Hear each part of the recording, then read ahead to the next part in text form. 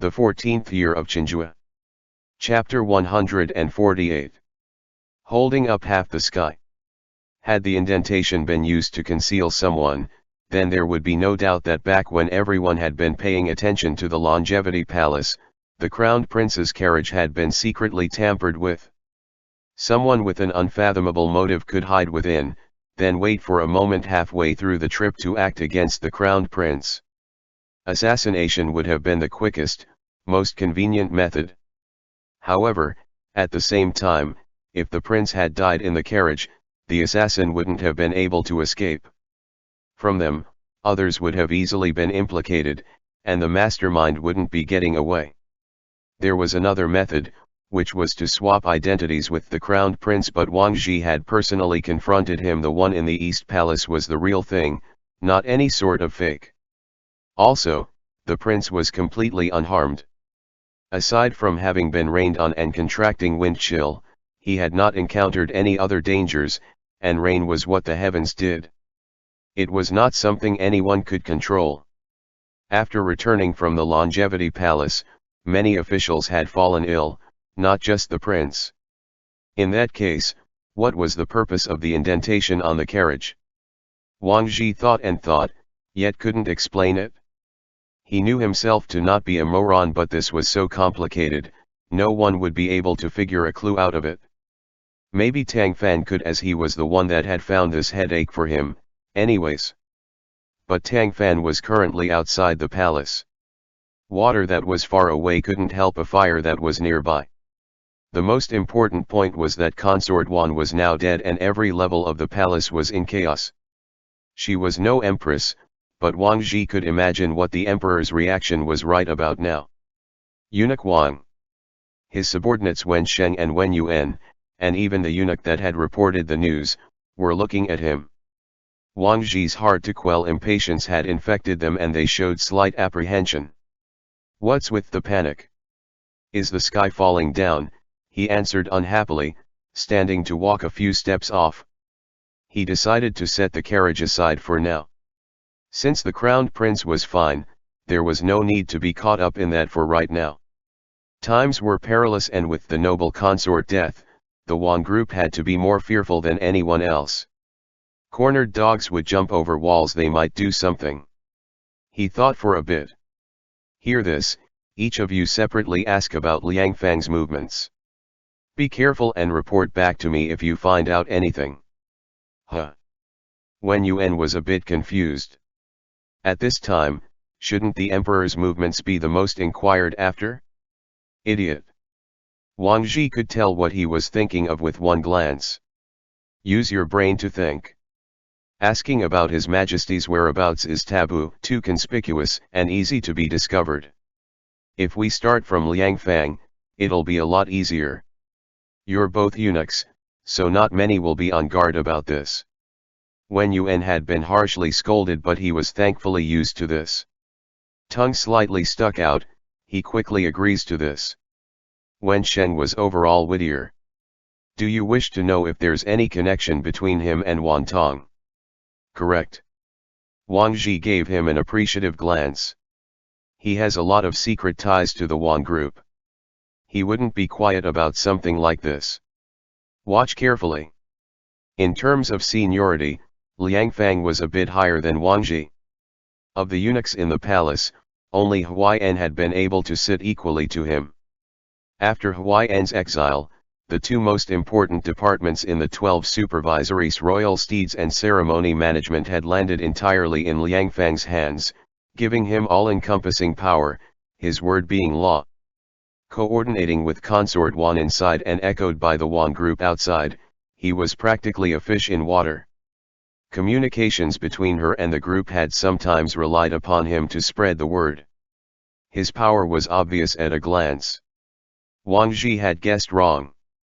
Upon learning that Consort Wan had died, Liang Fang had immediately spread the news outside of the palace, and exploited his connections to get Wan Tong into the palace overnight. This had not been according to the rules, and was a crime that should be thoroughly investigated, but at this time, the emperor's grief was at its peak. How could he have had the time to care about these trifles? Seeing Consort Wan's little brother perhaps gave him a trace of comfort. You came.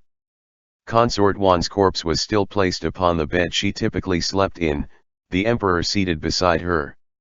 His eyes were bloodshot and face shot pale, his hand still tightly gripping one of hers. An emperor having this level of affection for a concubine had been rare since the dawn of time, yet Wan Tong wasn't the slightest bit touched, instead secretly calculating how much he could benefit from his sister's death. Yes, Your Majesty. This subject entered the palace last night when I heard of my sister's death. Please forgive my recklessness, he said, kneeling in courtesy. The emperor wouldn't look into these details, of course. He raised his other hand. Come over. See your sister one final time. His voice held chokes that were hard to conceal as well as immense sorrow. His gaze never left Consort Wan. To Wan Tong, he might have merely lost a sister that could continue to protect him, allowing him to enjoy glory and wealth, but to the emperor, he had lost a support beam from half his life. Wan Tong got up on orders, cautiously came over, stopped beside the emperor, knelt and looked at his sister's closed eyes. Consort Wan had suddenly collapsed to the ground at noon. By the time physicians had determined they were powerless to resuscitate her, it was already nighttime, the various bureaus having already dispersed for the day. Beforehand, the news of her serious illness had since flown out of palace like it had grown wings, with many officials of the highest seniority having already received it, yet since no one had confirmation of her death, they were all watching, none of them daring to make a move. And Liang Fang had happened to be one step ahead, taking this opportunity to summon Wan Tong into the palace and meet the emperor. This was an extremely important step. If Wan Tong and the emperor decided upon something and waited until the next day to announce it, it would be too late for the officials to object. This was the plan that the Wan group now fought for. Curtail your grief, Your Majesty. My sister in the 9 springs below will not want to see you be so broken-hearted for her, Wan Tong consoled. It would have been better for him not to have said that. The emperor resisted his tears from flowing down for a long time. We still remember that when we were little, we were put under house arrest by our uncle, unable to meet with our mother even once. Our heart was struck by worry and fear in turn, and we frequently fell ill. People in the palace were of indeterminate emotions, climbing up high to tread upon those below. When they saw us in dire straits, they refused to cause trouble for themselves. But your sister went in the night to request help from the Empress Dowager, then ran to the Imperial Hospital to request that a doctor treat us. Her accompanying our side every day was why we recovered, and we don't know where we would be today, otherwise. Wan Tong was quiet. He couldn't understand the emperor's baby bird complex, but he knew that his sister had not only been the emperor's concubine but more so his sister, his friend, and his mother. It was precisely due to this that she had not had the cautious flattery of average concubines in the emperor's presence, and the latter had accepted punishment happily. Their relationship had been complex, requiring more than a few scant words to clearly explain. Wan Tong was very aware that the Wan family would later be convicted. Were it not for laying within Consort Wan's light, he would have been eating sand at some border region, having none of the omnipotence that he did now. The Wan family could not stand to lose the protective charm that was Consort Wan, which was why his current distress was not a smidgen less than the emperor's, just being forcefully suppressed. With your sister gone, it likely that our days are not many, as well. The emperor lamented. Since you've come, discuss with us her funeral arrangements. The Ministry of Rites is around, but we always worry about handing things off to others. The noble consort's posthumous title is something we must draft ourselves before we will be assured. His endless babbling was something Wan Tong felt a bit impatient to listen to, but he couldn't interrupt, obliged to listen to the full chunk before saying, Your Majesty, there is something more pressing right now. The emperor looked up, gazing at him naively. Wan Tong did all he could to keep his voice calm and restrained. Your Majesty, since my sister could not have been made an empress while she lived, no matter how many posthumous titles you may give her now, it would be hard for her to experience your kind regards. His words made the emperor all the more grief-stricken and guilty. That was what he had let Lady Wan down the most about. He had once wanted to establish her as empress, but Dowager Zhou had objected calamitously. Seeing that if he actually did made Lady Wan the empress, his own mother would sever ties with him, he had been forced to choose to disappoint her. "We can make Sister Wan empress posthumously," he said. It was unknown whether he was speaking to Wan Tong, or Consort Wan through Wan Tong. This time, even if the court officials or the Queen Mother objects, we will stick with it until the end. However, this was not what Wan Tong wanted at all. No matter how respected an empress's little brother would be, it would be no more than an empty title. "Your Majesty, you know that wasn't what my sister wanted." The emperor was confused. What did she want, then? "We can fulfill it for her. When she was alive, what she always thought about was nothing less than the hope that she would see the Prince of Xin become the crowned prince." Wan Tong had no idea how overly audacious he was being, but the arrow was on the string and had to be released. If tonight was missed, they might have no chance at all in the future. Seeing that the emperor wasn't speaking, Wan Tong inwardly grit his teeth and summoned his courage. "Even though she has now passed, this subject believes that if you wish to comfort her spirit in the heavens, there is no better way than this." When Consort Wan had lived, she had urged the emperor to depose the crowned prince more than once. The latter knew of that, of course. At the time, he had indeed been moved and prepared to implement it, only for Mount Tai to suddenly have an earthquake, catching everyone off guard. He was not of resolute personality, having dismissed the idea at that. Now, Consort Wan had left abruptly, and Wan Tong had brought it up once more. Within the massive palace of manifest virtue, aside from these two living men, there were no other sounds of breathing. All the palace servants had been sent outside. These circumstances were bound to not persist for very long, as the Empress Dowager would soon be sending someone to check on the emperor's condition. Wan Tong had to take advantage of this available moment. The emperor was quiet for a good while. Then, he suddenly said, "We know you are not thinking of your sister." Wan Tong's heart jumped, and he tried to explain. "Your Majesty, please listen to this subject. You worry that after the crown prince ascends, he will attack your family out of revenge for his mother, so you're doing everything you can in the hopes that he'll be deposed," the emperor interrupted. Wan Tong knew that the emperor was not someone stupid and easy to push around, his sole reliance being the emperor's obsession with his sister, but he hadn't expected that the other would be so merciless as to point out his thought process. Blood seen at first draw. His heart jumped wildly and soul flew out of him out of fear, where he kowtowed repeatedly.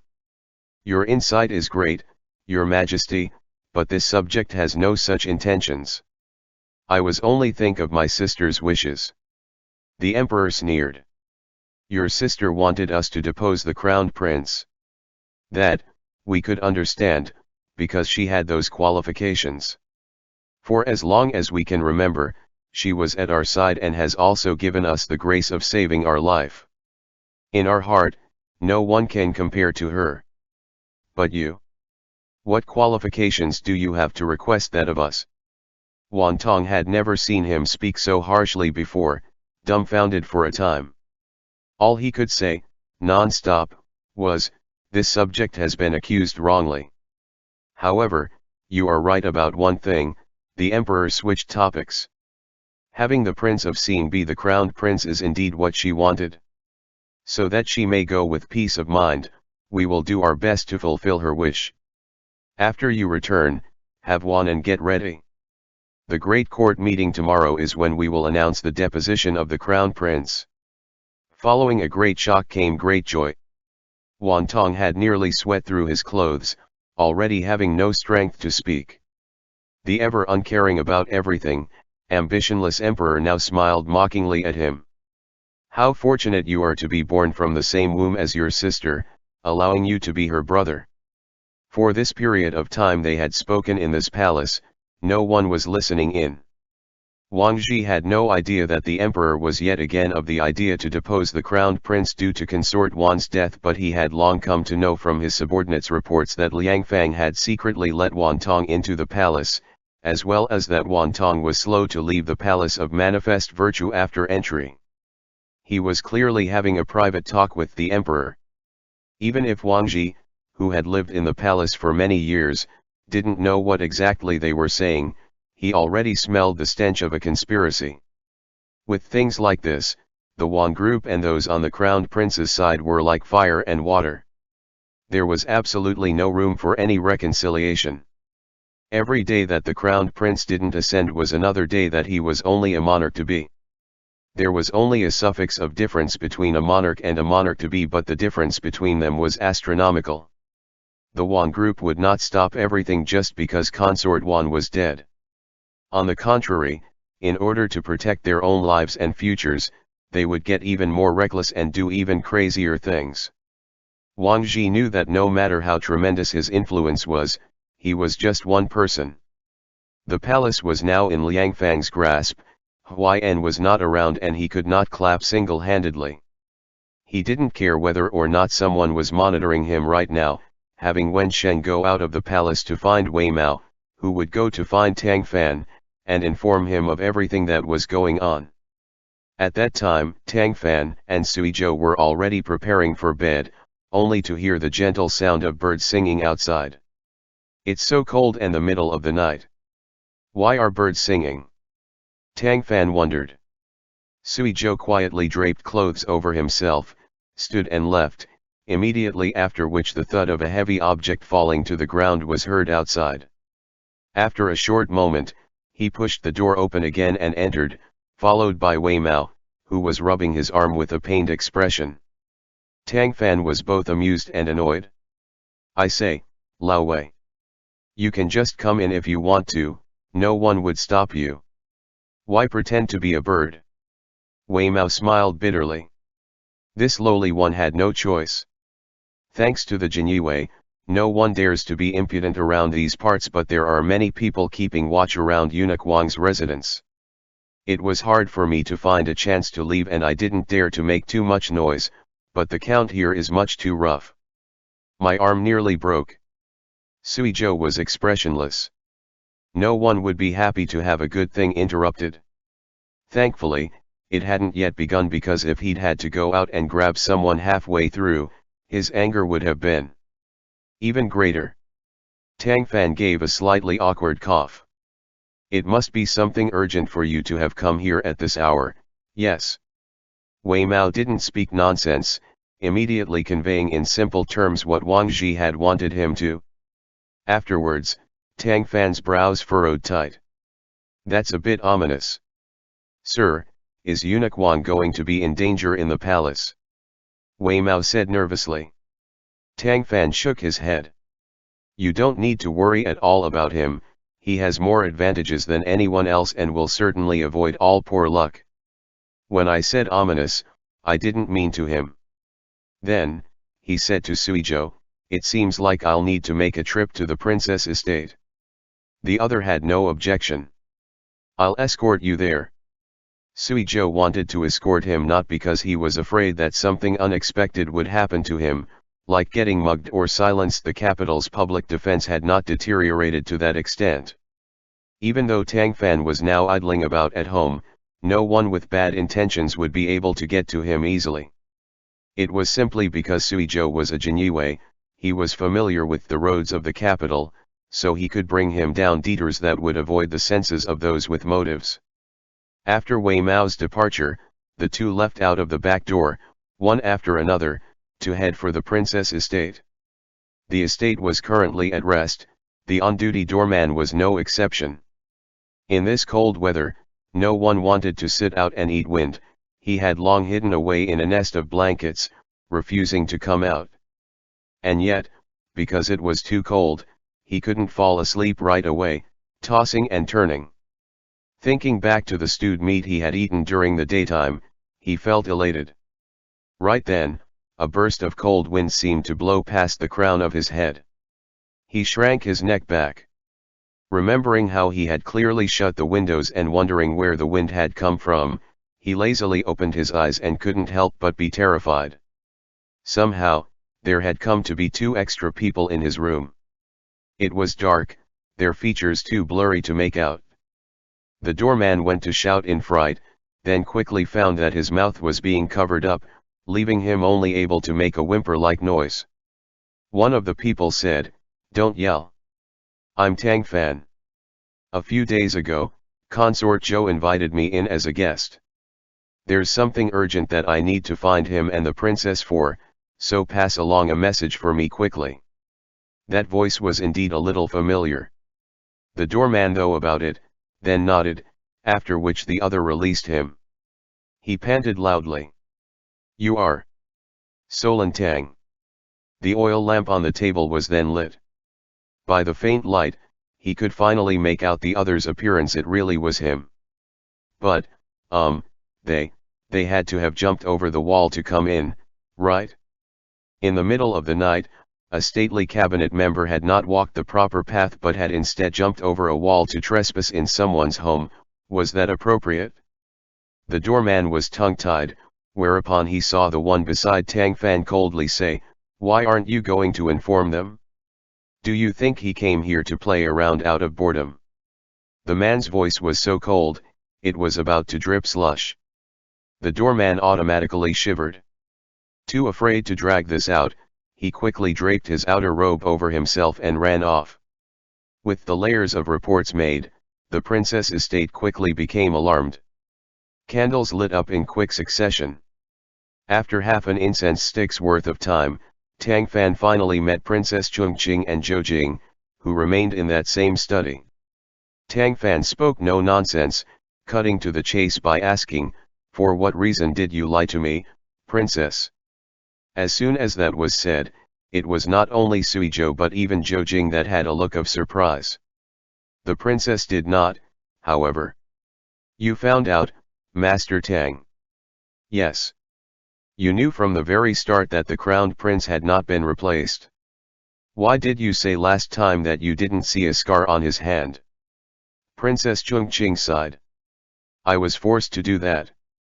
When I entered the palace last time, I accidentally overheard 2 attendants of the supervisory of miscellany talking about there being an indentation below the crowned prince's carriage. I was scared to death then but couldn't go investigate it myself, as that would only alert the enemy. And, honestly speaking, you should also be aware that even though I'm a princess, my words don't matter much in the palace." She paused. Needless to say, that indentation had to have been used to hide someone, but if the other had intended to assassinate him, he would long be dead. There must have been some other use for it, and that was likely swap the crowned prince with someone else. That might sound hard to believe, but if performed properly, it wouldn't be impossible. Therefore, after thinking about it, I could only think up this method of getting your help to go check the crowned prince's authenticity. It was out of need. Please forgive me, Sir Tang. At the time, I was so terrified, I didn't even tell my husband." Tang Fan sighed as well, saying nothing. When everyone had been thinking that the Wan group would very likely use a fake crowned prince to switch with the real one, thus implementing a sky-shaking conspiracy, it had done no such thing. The real crowned prince was living perfectly fine in the East Palace.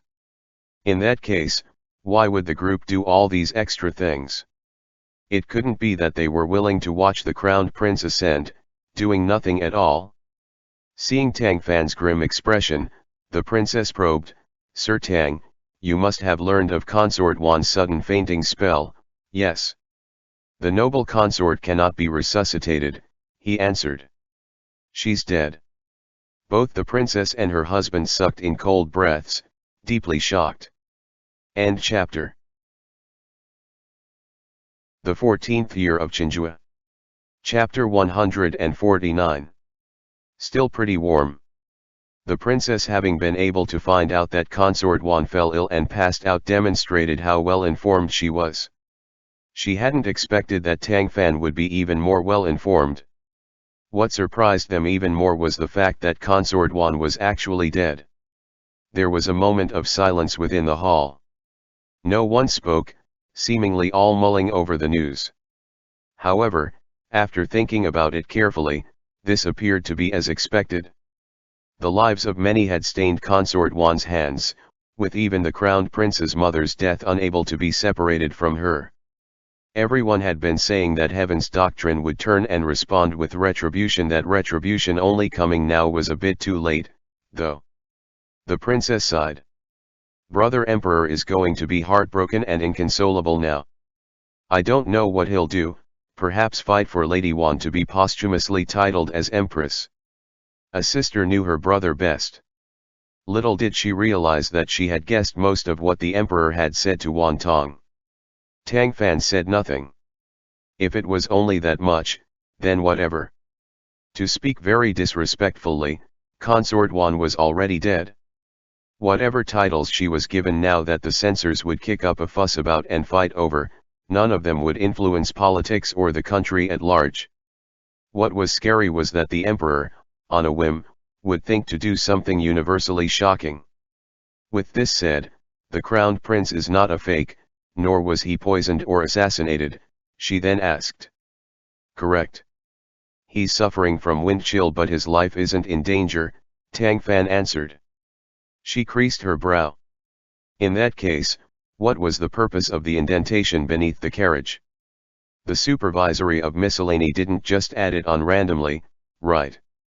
Everything about a palace carriage's construction was strictly regulated. Furthermore, because of the limited time, the crowned prince's carriage had been altered at the last minute from one of the emperor's owned carriage which had consisted of nothing further than removing some of the decor on it. Why would there be an extra groove for no real reason? This humble official came here to seek your verification of what went on last time, princess. Since the crowned prince is fine right now, bothering more about it will yield no use.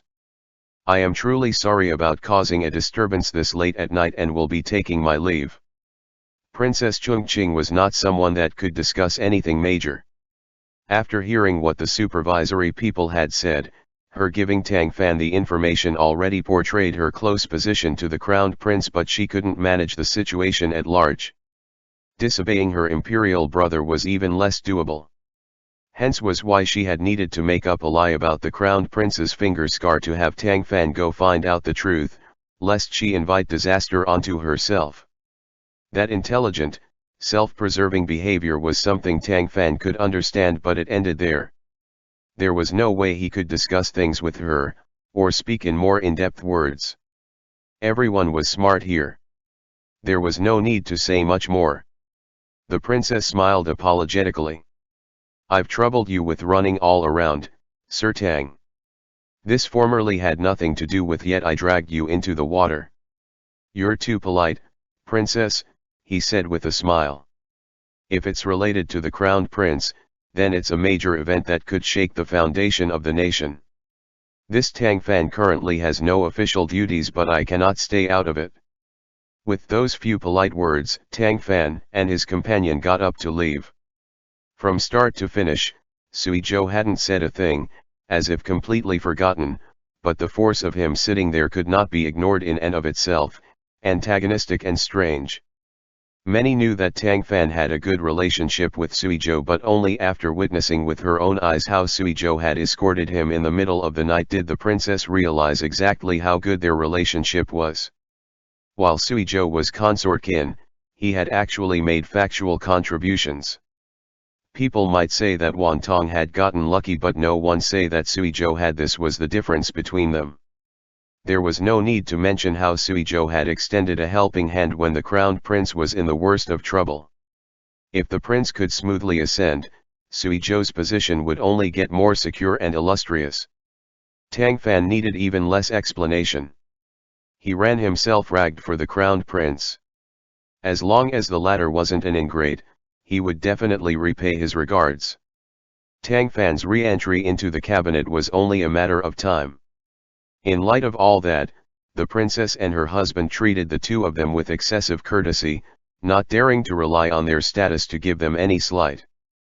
Zhou Jing personally saw the two of them out, and said to Sui Zhou with conscious concern, "Guang Chuan, your complexion looks poor." Have you been working too hard recently? You might still be young, but you need to focus on recovery. Don't strain yourself so much. Tang Fan knew why Suizhou's complexion was poor, of course.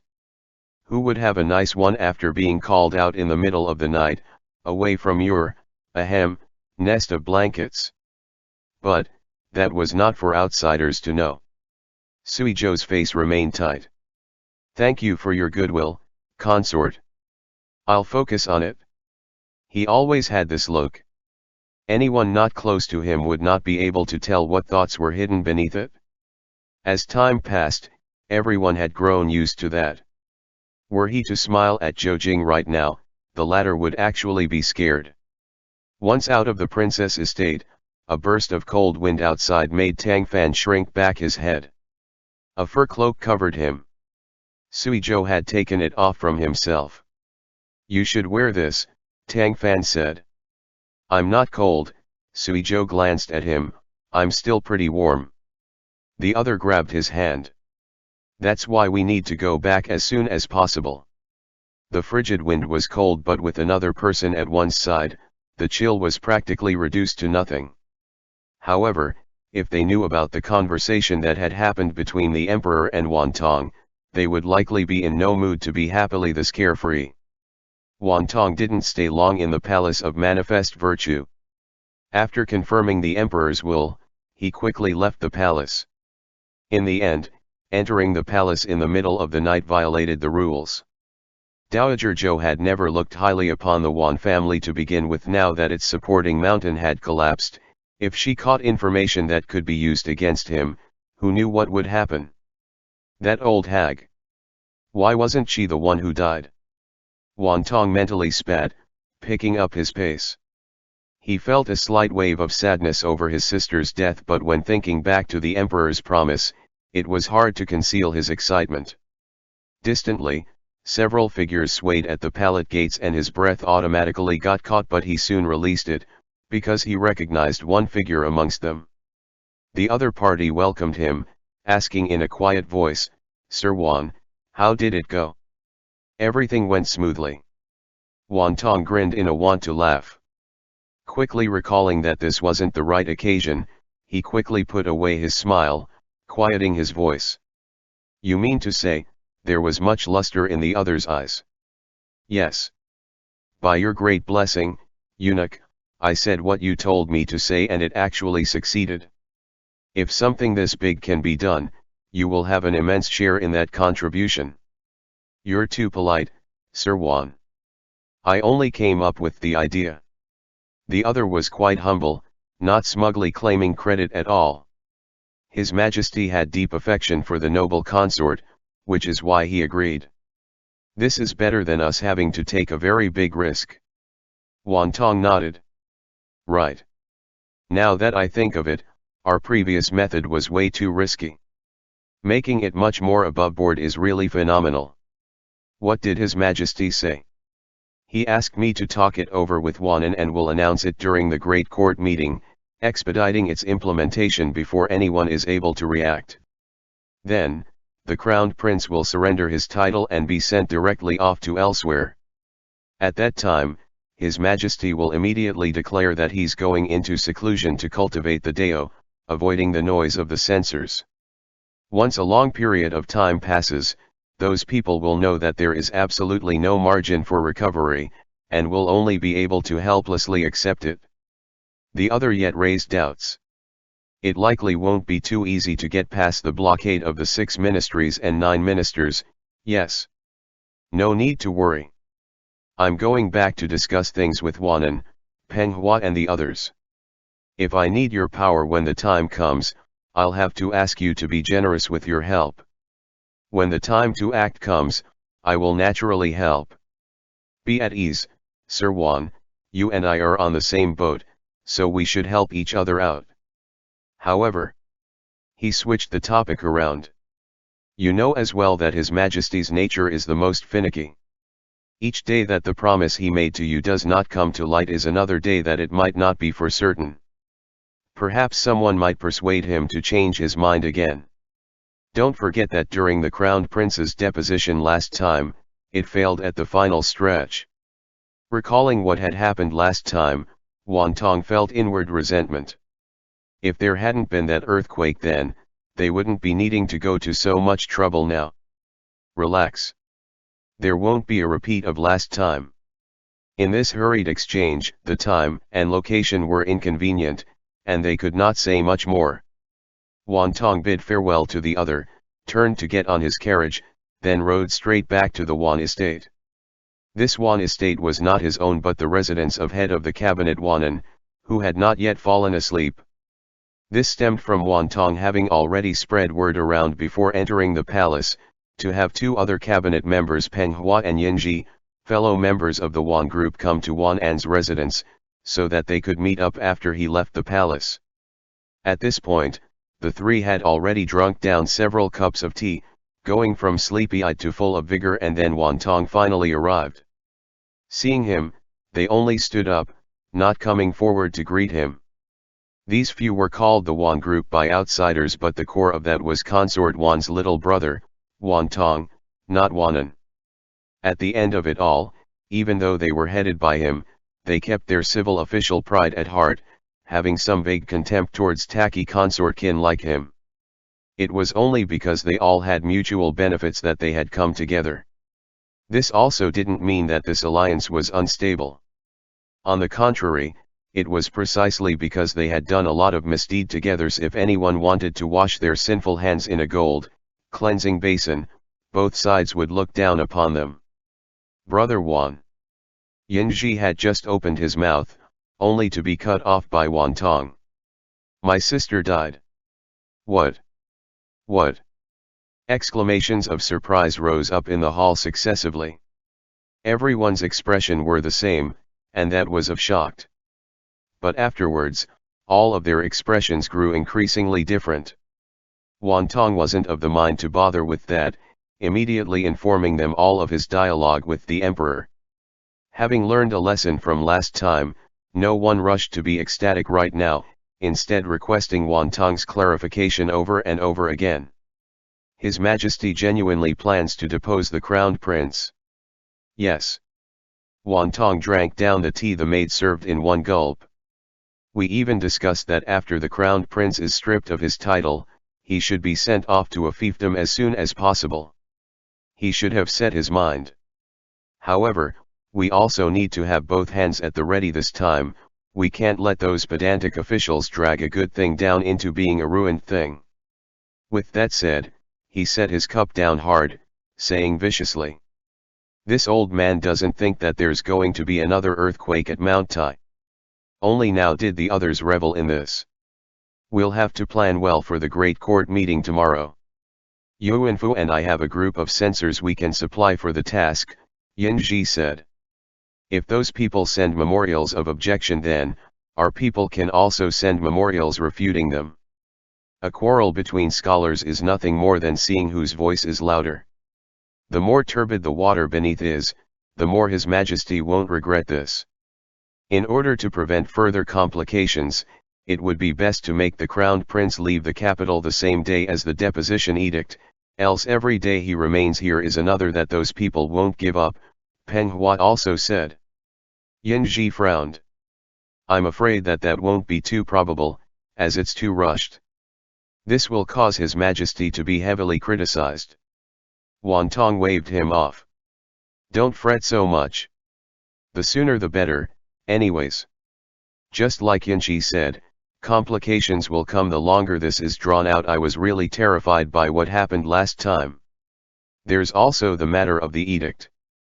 Even though we have the supervisory of ceremony management around, in order to prevent His Majesty from changing his mind, it would be best for us to help him draft it ahead of time. Like that, it could be used at will." Yinji was dumbstruck. "Isn't that too inappropriate?" Wan Tong turned to Wanan. "What do you think, Yuan Weng?" While the rest of them had been discussing, Wanan had never said a thing. Hearing Wan Tong's question, he said deliberately, "That's fine." Wan Tong keenly detected subtle abnormalities in Wan An's expression, saying darkly, "You're having regrets about getting onto this ship of villains with us. Wanan smiled bitterly. You've misunderstood. I was wondering what you all wanted to do with that fake crowned prince. At the mention of that, everyone present gave a weird look. Their plan had not started out like this. The indentation in the carriage was exactly how Princess Chongqing and Tang Fan had guessed. It had indeed been for use in hiding someone. It hadn't been for assassination but in preparation to use the time of the crowned prince's trip outside to swap the fake prince for the real prince. After they returned from the Longevity Palace, the one in the East Palace would have been swapped out. The fake prince had been meticulously selected. His appearance was about 80% similar to the real prince's, and then, paired with face-changing adjustments, there was no issue in creating a similar look. In addition to that, the palace would send people to especially instruct him in his actions to imitate the crowned prince's everyday habits, how he verbally responds, and so on. Given that he would cover it up by feigning illness upon return, not even Kui Yang's servant would be able to tell. The Wan group's idea had been this: due to the real crowned prince being difficult to manipulate, if they had a fake prince at hand, they could have much more leeway for control.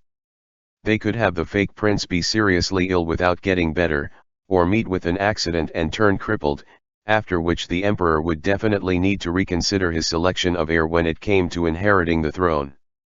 The court officials would have no room to reject them, either. However, that plan had ultimately been rejected by a friend of the Wan group, the seal wielder of the Supervisory of Ceremony Management, Liang Fang.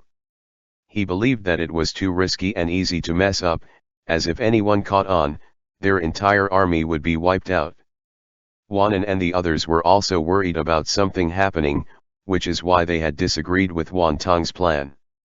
With internal willpower at a standstill, it had ultimately gone without implementation. By coincidence, when the crowned prince had left the Longevity Palace, he had been rained on, his health had fallen and he had gone back with illness. Therefore, the Wan group simply ceased in their sky-shocking risk of switching out the crowned prince. Wan Tong had listened to Liang Fang's suggestion, switching plans to find an opportunity from this to make their move. The risk was similar, but it was a lot more reliable than swapping out the prince. For that reason, when the prince returned to the palace, the indentation beneath the carriage had indeed held a fake prince in it, but he had ended up not being switched out. These hair-raising, circuitous events were not things Tang Fan or Princess Chongqing could have guessed.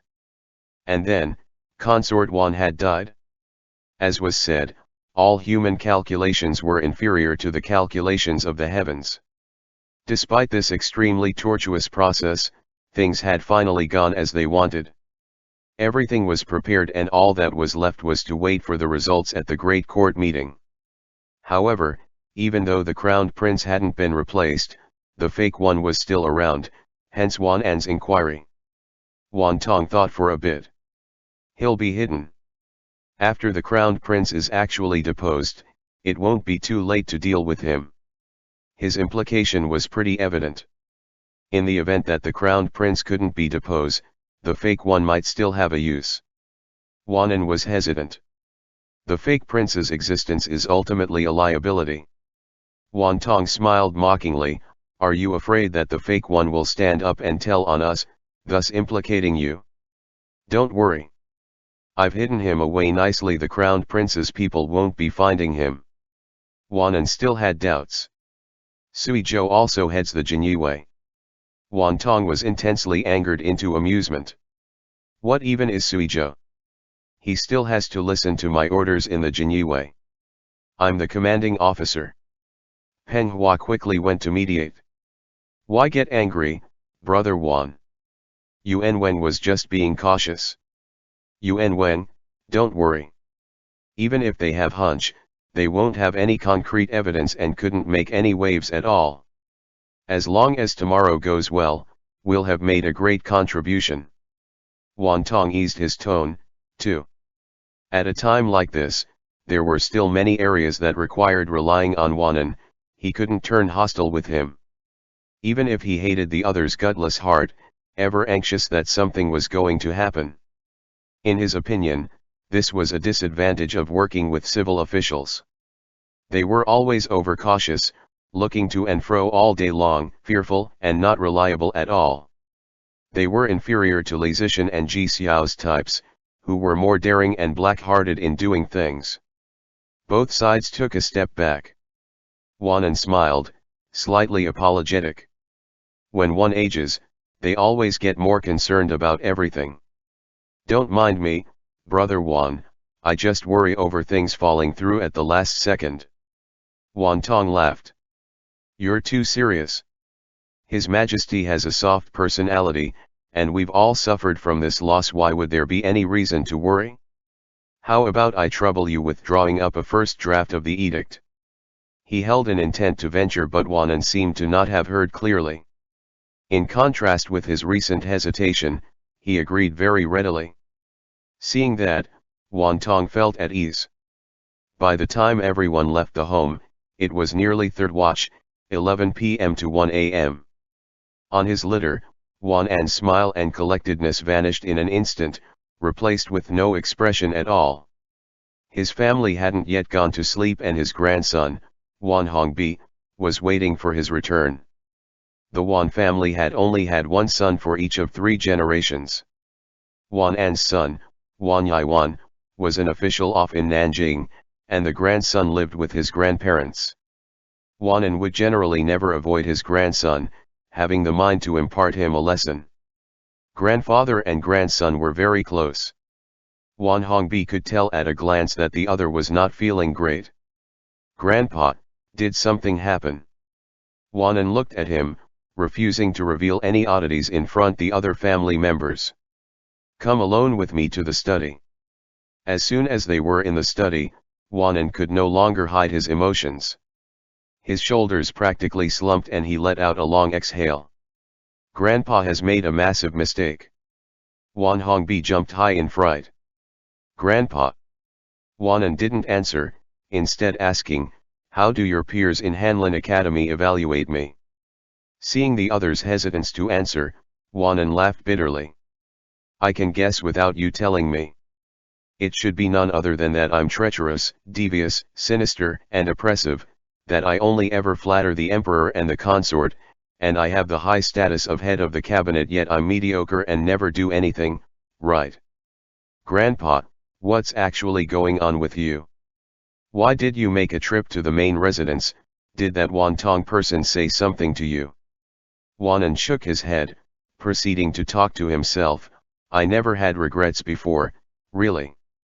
Everyone walks their individual paths. Being someone like Eugene, where one is loyal and righteous, doing all he could, what conclusion did he end up with? Didn't the late emperor cut him down with one word? Of all those people that had received his grace before, which one spoke one word for him? Of all those citizens that were spared the fires of war due to him defending the capital, which one spoke up one word for him? That is why I don't have regrets. I don't want to be like Eugene, as I won't have a good end on the eve. How is it bad to cater to the whims of the one above? I would have wealth and safety at the very least, right? Wan Hongbi was genuinely frightened. Grandpa, what happened? Wan An closed his eyes, pained. Him not walking the path of Tang Fan and them didn't mean that he wanted to rebel. What difference was there between what Wan Tong was doing and a rebellion? Deposing the crowned prince was fine, but making a fake prince? That had entirely exceeded Wan An's mental anticipation. Although the fake prince was unused for right now, Wan An could tell that the other's actions were already to the extent of total lawlessness. If they were bold enough to swap out the crowned prince, what else would they be bold enough to do? In the future, if the Prince of Seeing did not conform to their hopes, would they swap him out for a fake Prince of Seeing? Wan An was scared, but it was too late now. He found that he could no longer stop the insane momentum of the others. Thinking back on it now, if the favorites of today's Emperor Li Zishan, Ji Xiao and the others were to be placed into any other court, they would be the spitting image of renegades. When a new emperor ascended, regardless of whether it was the Prince of Seeing or the current crowned prince, that group would be cast out to eliminate the hatred of the populace. What about him, then? Thinking about how he might be hung with the title of conspirator or something in the second half of his life, a chill came from the bottom of his heart. He wasn't on the same path as Lu Jian, Tang Fan, and all of them. That didn't mean that he wanted to be implicated with Wan Tong's group. Were Wan Tong alone, it might not be a big deal, but there was also the merciless, unscrupulous Liang Fang echoing him distantly in the palace. With that in mind, Wanan opened his eyes to look at his grandson. Do you want to be an official that flatters, or one that is upright? Wan Hongbi was baffled. He stood there for a long time, understanding nothing, his head full of fog. Hearing this, he could only cautiously counter, neither. Is that all right? What do you want to be, then? Of the mind to make his grandfather happy, he said with a smile, to be like you, of course, muddling along in peace and wealth. Wanan was simultaneously angered and amused. All you want is to bathe in peace and wealth. That moment is still far away. Even I, your grandpa, don't completely have that. Looking at the court, only that damned old fox Lu Cottonflower would fit the term. Even though the other had been his rival for over half his lifetime, looking back, Wanan had to admit that someone like Lu Ji, ever resembling an unkillable cockroach, was hated by all, yet no one could do a thing about him. He never needed to rely on anyone, ever slippery. As had been seen, even the emperor's teacher, Lu Su, had been forced to go back to being a civilian, and cabinet members had been swapped out in batches, while Lu Cottonflower had remained perfectly fine to this day, despite daily denouncements. Meanwhile, he, Wanan, was about to fall into a pit that he could never get out of. End chapter.